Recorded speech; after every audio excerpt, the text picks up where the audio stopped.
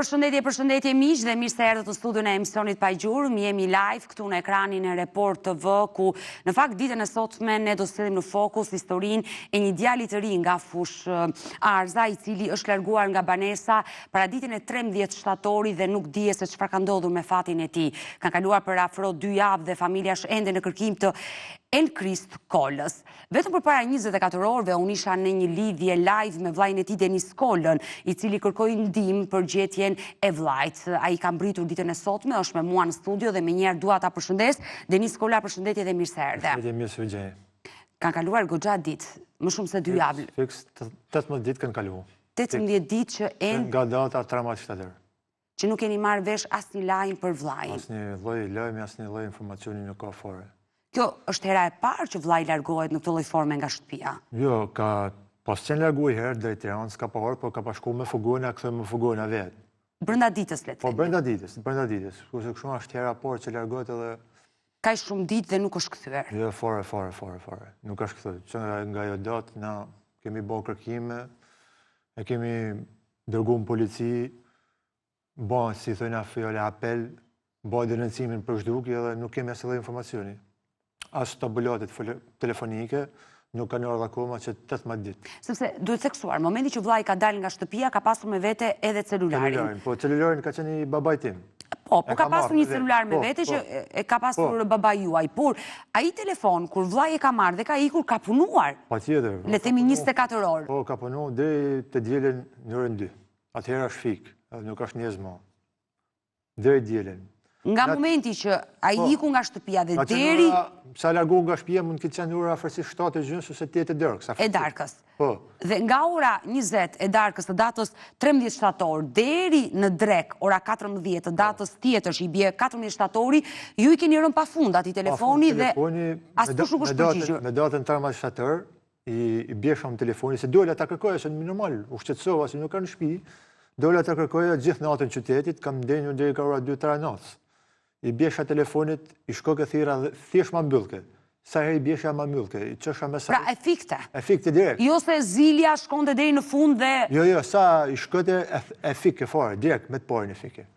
I dërgojsha mesazh, nuk thake përgjigje, as nuk hapke telefon, as fare. Dhe...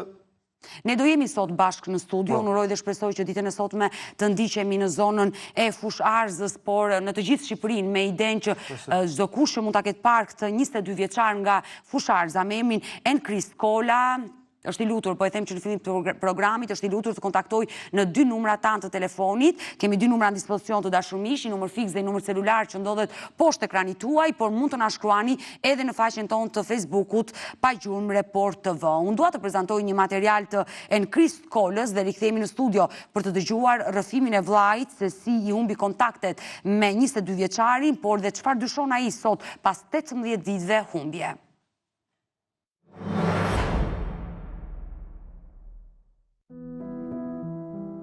Kanë kaluar tashmë 16 ditë nga zhdukja 22 vjeçarit Enkrist Kola nga Puka, një ngjarje që kalon të tronditur familjen e tij, e cila ende nuk ka asnjë informacion se çfarë ka ndodhur me të riun. Sipas dëshmive të babait, mëngjesin 13 shtatorit të 2025-s, Enkristi është përgatitur për të dalë nga shtëpia. Para se të largohej, ai ka thënë babait: "Do të dalë sepse një burr do të vijë të më marr." Kur babai e pyet i shqetësuar se kush ishte ky njeri, Enkristi ju përgjigj me një fjalë të shkurtër: "Nuk e njoh." Pas kësaj, ai u largua nga banesa dhe që prej atij momenti nuk është parë më. Familja e alarmuar bëri menjëherë denoncimin në polici, duke shpresuar se brenda pak orësh ose ditësh do të merrte një lajm, një gjurmë, një sinjal që do ta çonte tek Enkristi. Por pritja është bërë gjatë dhe e rëndë. Edhe pas më shumë se 2 javësh, familjarët thonë se nuk kanë marrë asnjë informacion konkret, as për tabulate telefonike dhe as për ndonjë pistë që mund të ndihmojë në gjetjen e tij.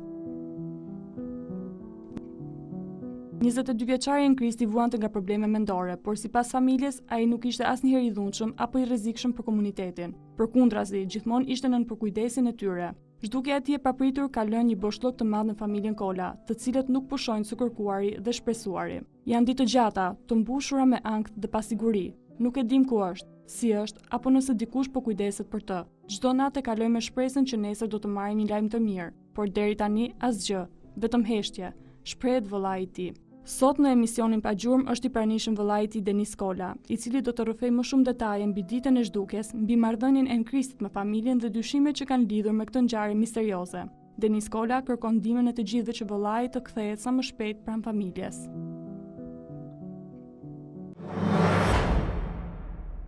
I dashur Denis, do ndalemi tek 13 shtatori dhe ju atë ditë nuk keni qenë në shtëpi, më saktë ato orë kur vllai ka dalë nga shtëpia. Mund të më tregoni çfarë ju ka thënë babai? Po, atë ditë nuk kam qenë në shtëpi, kam ardhur në darkë vonë nga ora 9:40 e darkës. Vjen të shtëpia dhe nuk e gjej vllain aty, më thotë babai kështu, thotë. Nuk ka ardhur vllai, ka dalë që nga ora 7:20, tha nuk është këtu. Po thash, po pse, si ndodhi? Tha thjesht, më ka thonë, tha kështu, jam të dyra, tha sa është ardhur me mpreti burr. Edhe tha pyetja kush është ai burr, tha nuk e njeh, tha. Dhe në atë moment tha unë hyna me bëj dush se ishte parë lëshëm për Tiranë, për punë të veta. Po. Unë i bëni dush, tha kur dola nga dushi, tha 10 minuta nuk e gjej aty, tha. I dashur Denis, duhet theksuar që vllai ka pasur probleme të shëndetit të tij mendor. Ka pasur nga problemet të shëndetit mendor, po nuk ka qenë shumë i rrezikshëm për komunitetin. A kupton? Nuk ka qenë i dhunshëm, agresiv për komunitetin. As i dhunshëm, as agresiv, as i rrezikshëm, as i lloj. Por desha të bëja një tjetër pyetje. Në momentin që vllai ka thënë që do dalë se po më pret një burr për jashta, ndoshta për shkak të problemeve që kishte, ka folur në mënyrë të pavedishme. Prandaj dua të pyes, si ka qenë gjendja e tij shëndetësore atë ditë apo 2 ditë para se të humbiste? Gjendja është, unë më thon drejtën ka qenë me ilaçe, ja kupton, ilaçet. Mjekoj. Merrte medikamente. Po nuk ka qenë në atë mënyrë sa mos ta dije çfarë të thonë, çfarë thot. A kupton? Ai telefonin e ka marrë se din me përdor telefonin. Nuk ka qenë ashtu në atë mënyrë, ai kot nuk e ka thënë atë fjalë, a kupton?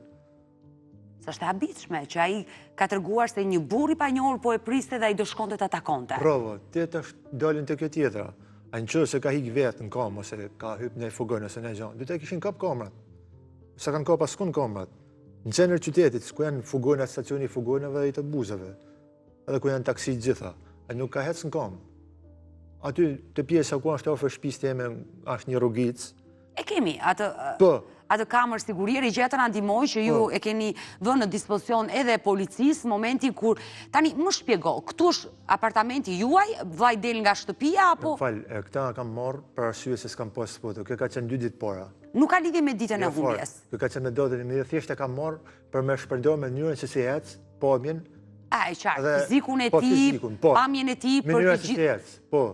Kjo është 2 ditë para. Kursa ditë nuk ka pa fare, nuk ka ikur fare. Kjo është 2 ditë para. Ju keni mundur t'i hapni kamrat dhe nuk keni gjetur asgjë?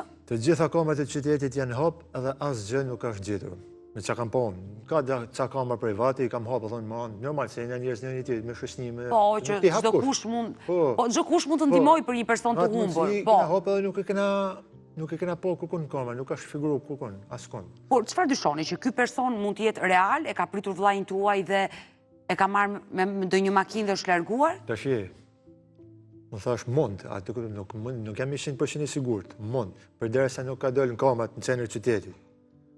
Dhe te pjesa lart ku kam shtëpinë unë, janë 3 institucione se nuk punojnë kamerat, pjesa kryesore është qendra kulturore. Aty o ka kalu nga pjesa rrugës asfaltit ose nga poshtë nga shkallët. Aty kapin gjitha anë.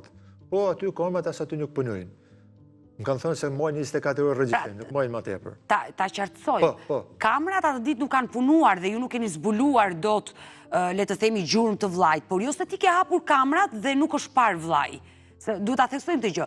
Kamerat fatkeqësisht që ti ke shkuar për të kërkuar ndihmë, atë ditë nuk kanë punuar dhe ti nuk e gjetur asnjë lloj materiali për të parë nëse vllai juaj kishte kaluar në atë rrugë apo jo. Për kërë nuk kanë punuar kamerat atë ditë, te ajo qendra kulturore. Kurse në qendër pazarit, që janë kamerat e qytetit, nuk e kam pas, i kam hap bashkë me policinë. Por ndalemi dhe tek banorët, sepse ora 19, 20 e mbrëmjes, le të themi në qytet ka njerëz që mund të dalin për shëtitje apo për të konsumuar një kafe.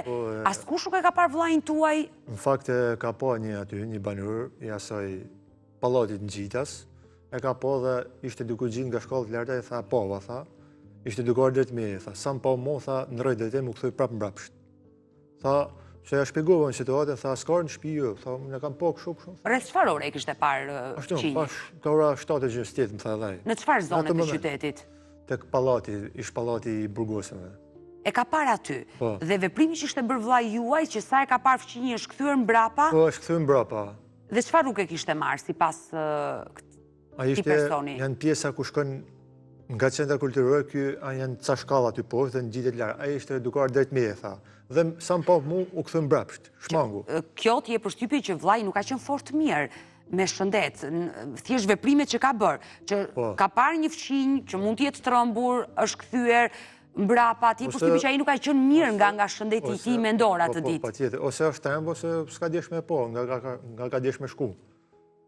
Unë supozoj, po tham nuk ka djesh ta shikoj, se ai në ato momente, në qoftë se ish kthyer në shtëpi, do ishte shtëpi, po ai ka një gati për me ikë ai mas me po, se nga do shku dhe ka vazhduar prap rrugën se ka nis. An kupton? I dashur Denis, atë ditë dua të dalemi pikërisht te 13 shtatori. Atë ditë dikush e ka marrë në telefon vllain tuaj? Sipas babait, sepse ai ka qenë në shtëpi me vllain. Nuk e ka pas telefonin. Baba ime ka pa lënë në shtëpi. Në atë momente nuk e di. Po thjesht ka marrë telefon. Telefonin në atë moment e ka dorë, se unë ka pyetur edhe babain tim, atë ka marrë kush në telefon, në numër i panjofshëm telefon. Po, a ka marrë dikush atë ditë telefon? Ai ka thënë nuk e moj mend, nuk di. Thjesht kaq, nuk di gjë se të më ketë marrë janë. Nuk jam i sigurt me dhënë përgjigje për këtë pjesë. Por situata e vllajt si ka qenë? Ditë përpara se të largohej nga shtëpia. Se më mirë se ju nuk mund na shpjegoj askush tjetër. Po, patjetër. Si ka qenë situata e tij? Gjithje flas për shëndetin e tij mendor. Ka qenë më i rënduar nga ana psikologjike? Ka qenë i herë i rëndëk, i herë i ktheke. Ato me ashtu, po i qi ka qenë i rënduar, a kupton, edhe bjerë ke shumë qytete, u ktheke vetë, nuk ka se u vënë ke shumë, atë kuptu. Po i qi ka qenë pak i rënduar, me thonë drejtën. Kur themi i rënduar, si ta kuptojmë? Rëndum pak me veti, i vetë mbyllëm ma shumë, a kupten? Kishte shprehur ndonjë shqetësim? Jo, fare. Asnjë lloj shqetësimi? Jo, fare. Thjesht edhe kur dilke për shembull në pazar, e thirrsha unë pedalin bosh, nuk dojke. Thoj nuk du, dal vetëm, vi vetëm, a kupten? Le të themi nuk bënde shoqëri me askënd. Jo, fare. Dilte vetëm në qytet dhe kthehesh po vetëm në banesë. Po, dilte vetëm e kthehesh vetëm. Shkoj që për shembull i falshin lekë çat qytetar, se normal e njefshin. Ja falshin për bamirësi, për ashtumit, i falshin ca lek, i jepshin kafe, a kupten, po jo se ka shpreh hajnë ndonjë shqetësim ose ndonjë gjë. Më lejo që në këtë moment e i dashur Denis të bëj thirrje publikut, teleshikuesve të Report TV të emisionit Pa Gjurmë, që kushdo që është duke na ndjekur për rastin e 22 vjeçarit Enkrist Kola dashur miq nga Fusharza, regjia të na ndihmoj me pasaportë televizive. Në fakt është e vetmja foto që ne disponojmë. Fatkeqësisht sepse të gjitha fotot ai kishte në telefonin e tij. Po.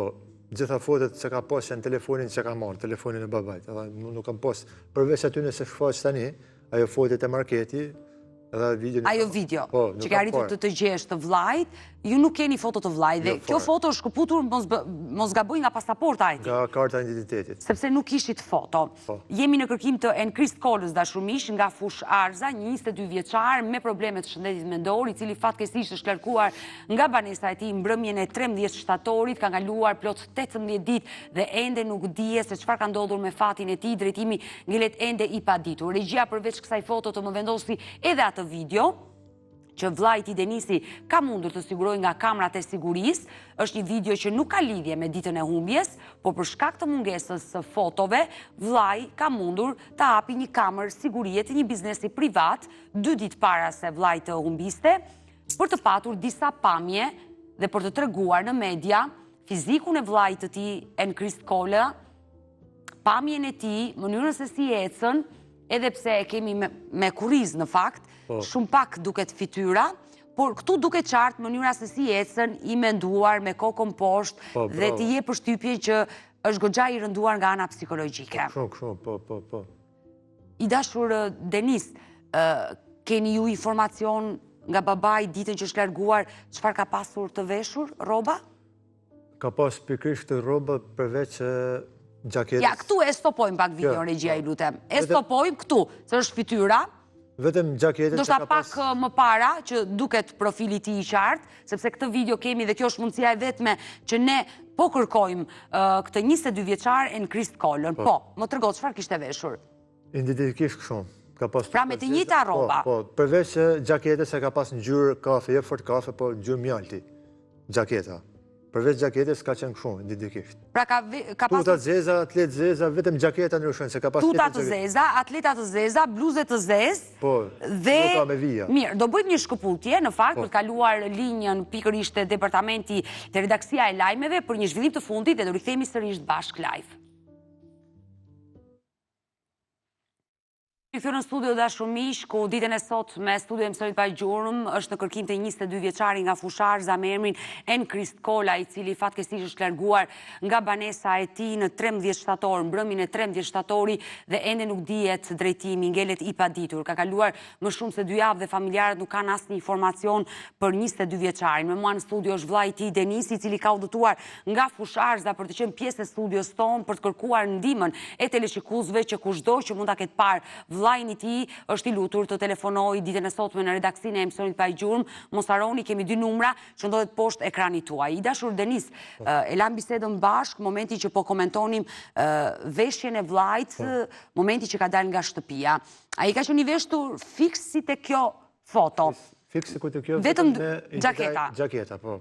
Që ka ngjyrë kafe gjaketën. Ngjyrë kafe, ngjyrë mjalti ashtu, jo fort kafe 100%. Pra, ka veshur një palë tuta të zeza, një palë atlete të zeza, një bluzë të zezë dhe përsipër ka një gjaket të zezë. Le të themi që majsa shikoj unë në profil nuk është i rruar. Jo, me mjekër dhe flok, i pa rrumë. Dhe flokot i... Mjekër të gjatë.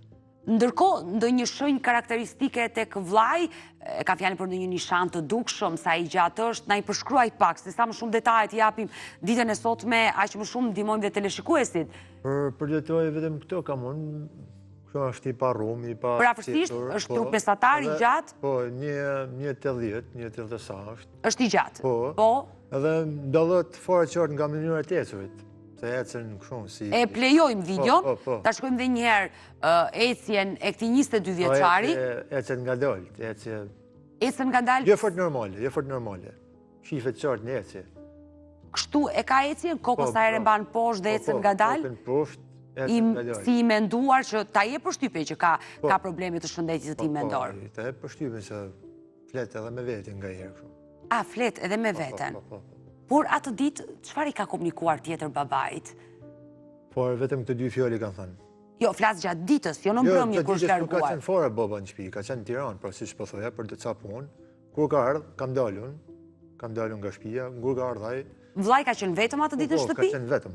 Po kur ju keni shkuar në drekë, keni takuar? Po, në drekë kam takuar, ka qenë një shtrirë aty, i nresha pak bukë, të haje. Po. Dhe ult pushoj, misditë. Por ti nuk arriti do të kuptoje asgjë? Ja, fare. Qoftë në një shqetësim të vogël, apo...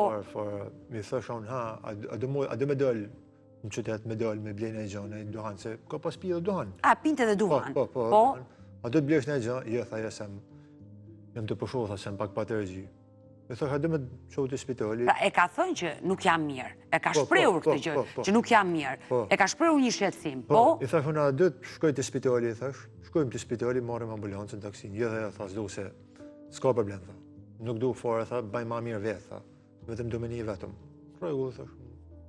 Dalun, ha pak buk, dalun, mrapa nga shtëpia, nga ora 5-6, vjen babaje, e lash ata aty. Vjen babaj mas mije, vetëm kur vjen nga ora 9:10 e drakës, më thot, kështu babaj, ka ik, thot, ka dal, s'ka mësi, thash, mëse, unë e lash aty. Me lash aty, thash, në shtëpi. Të pushu, a këtu më gjumë, gjës gjumi. Edhe po, tha, ka marrë ata, tha, telefonin, tha, ka ik, tha, më ka thonë, kështu, tha. Të dërë, tha, se ato ardhi burë me marrë. Ju jeni vetëm 2 vëllezër, ju Denis edhe... Vetëm 2 vëllezër, kam babajnë, nënën se kam. Nënën e keni humbur nga kjo jetë. Sa vite ka? 6 vite. 6 vite. Dua të pyes, Denis, vllai juaj, Enkristi, sa kohë kishte që ishi shfaqur këto probleme? Fillën pas vdekjes së nënës time. Ka fillu mu përkësu, a kuptën, se dhonë në ato momente, pas 5-6 muajve dore dhonë lëvizja jo shtetit dhe ishte kërcirë vetëm, baba në punë dhe ma mërë meja se mund të...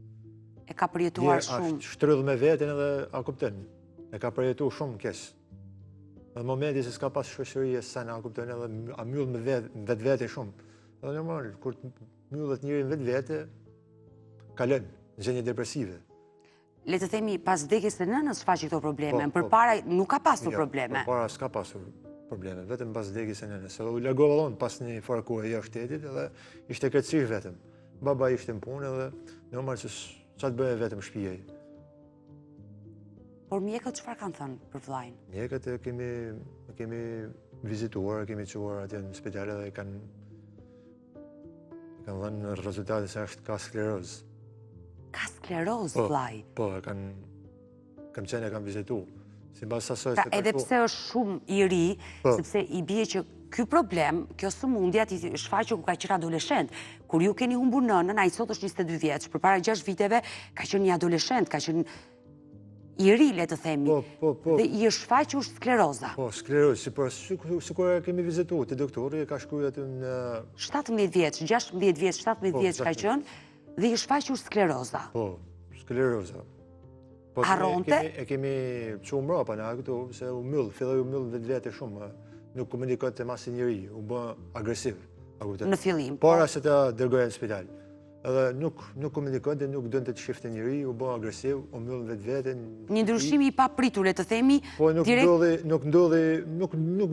deshte të dalte fare jashtë, nuk donte, a kupton. Pastaj e morëm, e çuam në spital, mbas e erdhëm për nga jashtë, e vizituam. Shokë na tha doktori, na lëshoi ca ilaç edhe që atëherë ka marrë veten. Jo 100%, po gati 60-70%. Le të themi medikamentet që ai merrte çdo ditë, që fatkeqësisht këto 18 ditë që është larguar nuk merr medikamente. Dhe situata e tij mund të jetë përkeqësuar, nëse është situatë rruge. Nëse është situatë rruge patjetër se pa medikamente nuk. Përveç problemeve psikologjike që vllai ka, ai është, le të themi, diagnostikuar edhe me sklerozën e hershme, në një moshë shumë të hershme. Por, le të themi, harronte gjërat, harronte çfarë thoshte, harronte veprime, domethënë në shtëpi. Jo, nuk e harronte shumë shpesh veprimet që kishte bën. Ishte në fillesat e sklerozës sipas mjekëve? Ishte në fillesat ka qenë, sipas mjekëve, në fillesat e saj. Mbrapa gjatë kohës filloi tu përkusu, sidomos mbase ika unë jashtë shtetit. Edhe bëm shmë se me zërë, si thënë e fjallë, me zërë kena morë, kena fot në makinë. Se aq i thushëm ka qenë? Po, shumë, nervik. Ishte shumë nervik. Nuk dënë të fare të komunikonte masken. Thjesht i mjullëm, a kuptën edhe nervik. E kemi bën shmë se kemi qunë, kemi lanë 2 ova atje në Shkodër edhe... Në spital? Po, në spital i herë në fillim. Pastaj, nga ka thonë doktori kështu, nga ka shku të ilaçe. Tha do vazhdoj me këtë ilaçe, tha, për 6 muaj rresht. Kemi kërë 6 muaj e parë, kemi shku e vizitu prapë, ka thënë ka pas përmirësime, ka thënë doktori, ne e pa të shku edhe për 6 muaj tjera, për mu rekuperua, kupten. Ndërkohë ai vazhdoi këto medikamente deri ditën që u largua dhe humbi fatkeqësisht. Filloi u përmirësua, filloi të komunikonte, dilte vet, po jo 100% si thotë, sikur mënyra e siç kishte qenë dikur, një djalë i shkathët dhe i ri që fatkeqësisht. Po edhe dilke komunikonte, po gjithmonë rreke vetëm, vetmi.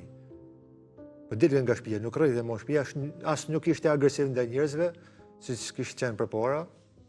Marrja medikamenteve e qetësoi dhe sigurisht dha një përmirësim. Por dua të pyes, dashur Denis, vllai shfaqi këto probleme dhe kishte ikur dhe herë të tjera nga shtëpia. Më the që iku një herë në Tiranë brenda ditës. Le të themi ai bënte veprime të papërgjeshme të pakontrollume dhe nuk njoftonte në familje. I ka bërë këto vazhdimisht? Po, thjesht, jo, vetëm atëherë, rastin e Tiranës, sepse i kemi përësi gjithë fugonat. Në qytet? Se mos ta marrin.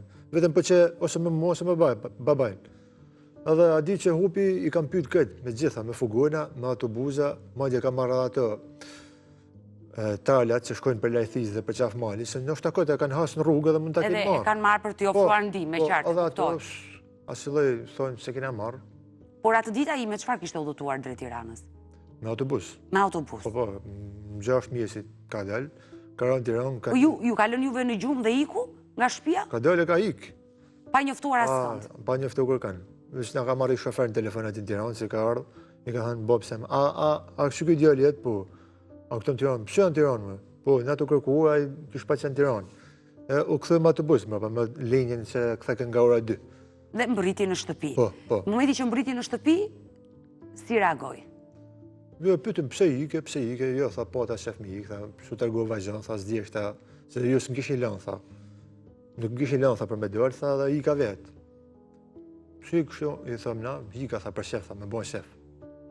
Edhe që ti thoshin më tjepër, më rregull. E qartë. Por këtë herë është fatale, se ai ka ikur dhe ka kaluar shumë ditë dhe ende nuk është kthyer në shtëpi dhe nuk e dim situatën në të cilën ndodhet, në situatë rruge apo jeta e tij është në rrezik. Tash po, duke marrë parasysh atë që ka thonë, dhe duke marrë parasysh se një pjesë kamerave nuk funksionojnë dhe ca nuk e japin, unë mendoj se më ndjen një rrëmbim. Më ndjen një rrëmbim dhe momentalisht s'më ndjen këtu në Shqipëni, fare. Dhe ke ndërgu jashtë. Por pse dyshoni ju që vllai mund të jetë rrëmbyer? Një person të rrëmbej një person me probleme shëndetit mendor. Po tash ai me probleme mendor ka qenë, po tash mund të Se kjo është i fatkeqësi. Shiko, mund ta përdorin. Mund ta shfrytëzojnë. Shfrytëzojnë punë.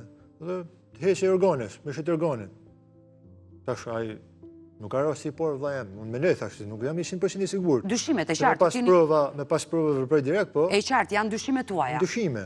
Janë dyshime këto. Kam edhe dyshime tjera se mund jetë përplaskun, edhe kanë fshi çdo gjurmë çdo lloj gjaje. Ju dyshoni se ndoshta mund të ndodhë një aksident dhe fshoh trupi. Aksident, fshet trupi dhe fshi çdo gjë, çdo lloj prove. Mendoj thash. Mendoj. Mund të ketë ndodhur kjo. Vetëm këto dy opsione kam mendje. O mund ta kenë rrëmby, se ato persona që kanë qenë tasti i veni, si kanë di këtë ku funksionojnë kamerat e ku s'funksionojnë. Nuk ka ardhur për shembull me pa qenë rrëmbim ai, sa është duk, nuk ka ardhur ai tjetër për i Vlorë, ose për i Sarandë, ose për i Dorsit me marr. Ai ka di këtë terrenin. Unë uroj që mos jetë asnjëra nga këto, por uroj që... Thjesht jam dyshime, për ma tepër policia, i di, ja kam shpjeguar këtë situatë. I ke dhënë dyshime, e qartë. Mirë, Denis, do qëndrojmë sërish bashkë në studio, po më duhet të shkëputem për të kaluar në reklama dhe rikthehemi sërish. Patjetër.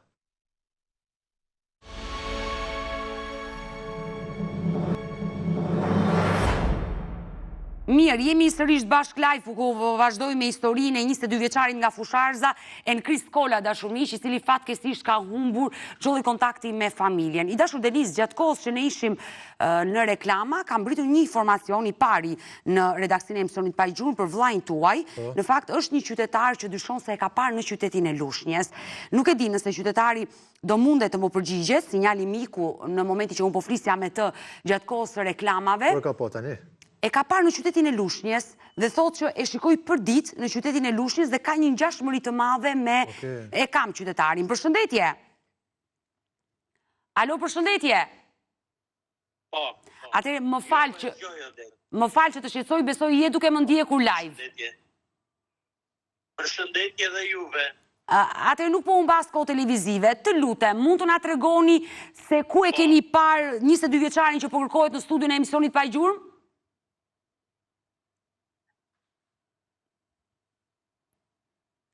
Më dëgjoni? Shiko, nuk jam shumë i garantuar, po sipas të dhënave dhe sipas fotos që jepni ju, unë shikoj çdo darkë. Po.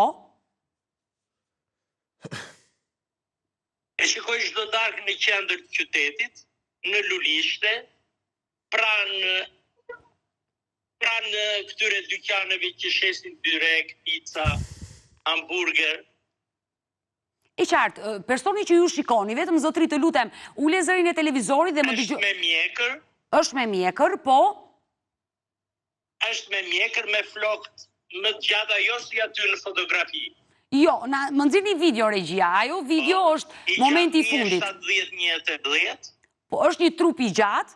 Regjia, video më nxirni. Pikërisht nëse je duke më ndjekur live, besoj që je duke më ndjekur. Ja, me atë djalin, me të vanë. Ka një ngjashmëri. Ja, ky. Ky është personi që ne kërkojmë. Po. Ka Ja kështu që ndron përpara atyre dyqaneve. Për afërsisht çfarë moshe ka ai person? Po. I ka pak më të gjata flokët se sa kaq. E qartë, por moshën çfarë moshe ka për afërsisht? Aty të 20-25 vjeç në këtë moshë. Mirë, unë të falenderoj për... Po, zotri. Teta, unë do të ndaloj sot atë, do të pyes për emri, por nuk e di, do m'japi përgjigje apo jo. Ajo do t'ju marr prapë në telefon. Ajo që unë kërkoj prej teje është që në momenti që ti e shikon atë person, ti bësh një foto, një video dhe në atë moment të na telefonosh. Unë po të marr nga numri im personal. Ruaje numrin dhe në momenti që ti e takon, menjëherë më telefono mua. Kështu që të falenderoj sinqerisht për këtë informacion që dhe ditën e sotme, nga ky qytetar nga Lushnja, i cili telefonoi dhe tregon se ka një ngjashmëri të madhe, kështu rri pozicioni, tha, që mund të ketë përfunduar në Lushnje. Kështu, por ata ka ditë, më thallën jam fushkryj, tha, se kam po në fushkryj, tha, fshatin Mallkuq. Ma përshkroj fiks. Ju bëjmë thirrje gjithë qytetarëve të Lushnjës. Ju kam dhënë unë, kam folur me policinë, ju kam dhënë të gjitha të dhënat. E qartë, por unë dua të bëj thirrje qytetarëve, audiencës së Report TV të emisionit Pa Gjurmë, sidomos qytetarëve të qytetit të Lushnjës, që kushdo që mund të ketë parë një person të ngjashëm me foton që po shkonin në ekranin tuaj, regjia të nxjerrë videon, i lutem, kjo foto është një foto kur është bërë shumë vite përpara, është akoma më i ri në moshë dhe nuk ka lidhje me Enkrist Kolën që ne kërkojmë sot. Atëherë plejojeni videon, i lutem, dhe këtë video ma jep një herë pas here, është e vetmja video, le të themi që disponon familja, 2 ditë përpara se të humbiste 22 vjeçari.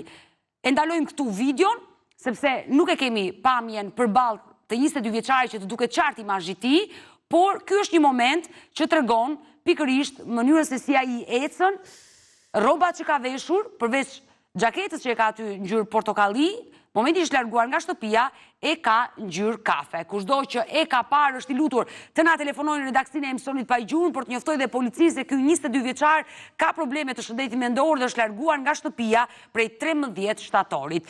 Mirë, Denis, më duhet të bëj një tjetër shkëputje në këto momente për të kaluar tek Prostatoli, një suplement ushqimor dashumish, i cili është i destinuar vetëm për popullatën e rritur mashkullore që ndihmon në problemet e prostatës. Njihuni me Prostatolin dhe rikthehemi sërish bashk live.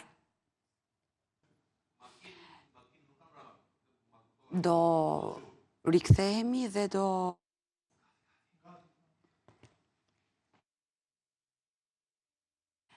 Jemi rikthyer në transmetim live dashur miq dhe në këto momente, në fakt vetëm pak minuta më kanë ngelur në dispozicion i dashur Denis dhe informacioni i parë erdhi nga Lushnja. Ndoshta për shkak të problemeve vllai ka mbetur në situatë rruge, i prekur nga skleroza, ju e thatë mjeku i ka dhënë medikamente, nuk di të kthehet në shtëpi dhe mund të ketë përfunduar në Lushnje. Kush është mesazhi që do përcjell se ne do vazhdojmë kërkimet tona dhe uroj të gjendet? Sa është për çdo qytetar që mund ta shohë ose shef, të kontaktoj ju, mu, edhe një foto ose video. S'ka problem, edhe në qoftë se dyshojnë se është ai, thjesht çdo informacion i vogël është i vlefshëm për momentin tani. Do marrim parasysh çdo lloj informacioni, sa do i vogël. Ne do jemi bashkë në kontakt për gjitha informacionet që do vinë dhe pas transmetimit të sotëm, me shpresën për të arritur në gjurmët e vllait tuaj. Falenderoj Denis. Mirë, kemi ardhur në fund edhe për mesditën e sotme dashur miq, unë falenderoj që ndruat me mua deri në fund të programit dhe bashkë do ritakojmë sërish nesër live ora 16 këtu në ekranin e Report TV. Bashkë mirupafshim.